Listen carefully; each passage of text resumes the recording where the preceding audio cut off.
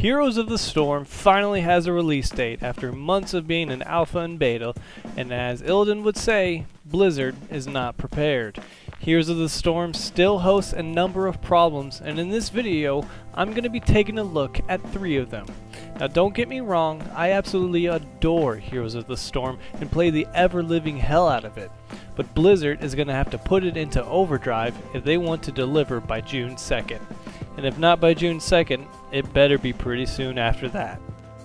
The first big problem with Heroes is that the game runs like utter garbage. There isn't any debate about this. Browse the forums or subreddit and you're sure to find someone trying to figure out how to make their game run properly. Even if you have a high-end computer like myself, Heroes struggles to maintain a constant 60 frames per second regardless of the quality of the graphics settings. The real problem here is that Blizzard is aiming for the casual market. And the casual market aren't exactly going to have the beefiest of gaming rigs. If people are interested but can barely play the game, it's going to turn off a lot of people. Frame rate aside, there's also a large number of bugs still present in the game. Weird network spikes, game crashes, AI bugs, and hero link rank bugs are just a few of the issues still in the game. With other games, I might be a bit more optimistic of all the optimization issues being fixed, but the engine they're using is years and years old from StarCraft 2, and with just a month left to fix properly to make a good impression for all the newcomers, well, I'm not exactly confident much is gonna be done. Prove me wrong, Blizzard. The second big problem with Heroes is the matchmaking and the play modes. Anyone who plays Heroes at a decently high level knows that the matchmaking is pretty bad.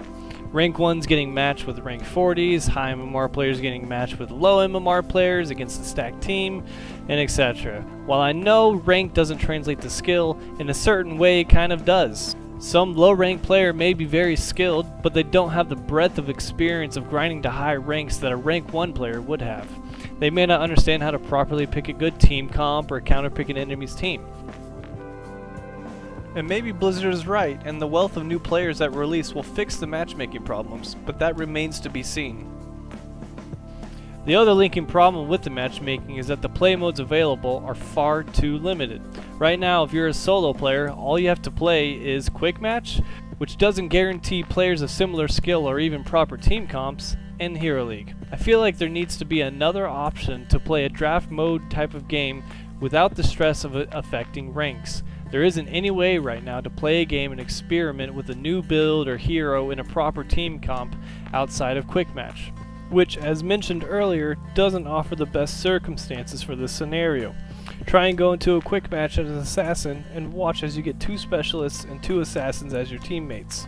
Blizzard has said that they're trying to work on getting proper team comps and matchmaking, but I've yet to see these thoughts come to fruition.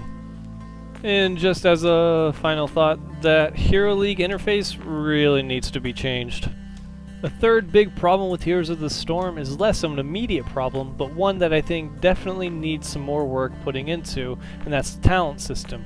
In concept, I love the talent system. It's a brilliant alternative to the complexity of items in other MOBAs, but I don't think we're quite there yet in terms of balancing the system out so that every hero has multiple opportunities to differentiate their build in a way that doesn't suck.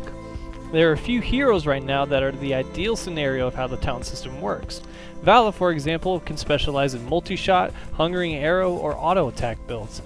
But for many others, there is a cookie-cutter build for that hero that maybe 1 or 2 talents change based on who you're playing against. If we look at many of the talents in the game, some are so much worse than others, it's puzzling how they even made it into the game.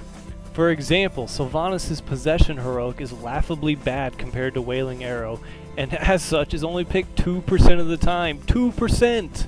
Sylvanas has been development since before BlizzCon, and that weak-ass heroic was all they could come up with. For regular talents, well, many of them just don't belong on certain heroes or should even be around. While I'm confident in Blizzard to eventually getting around to buffing and adding interesting talents, as they have been doing, I do hope that they put it into overdrive for the next month to give new players the best experience possible.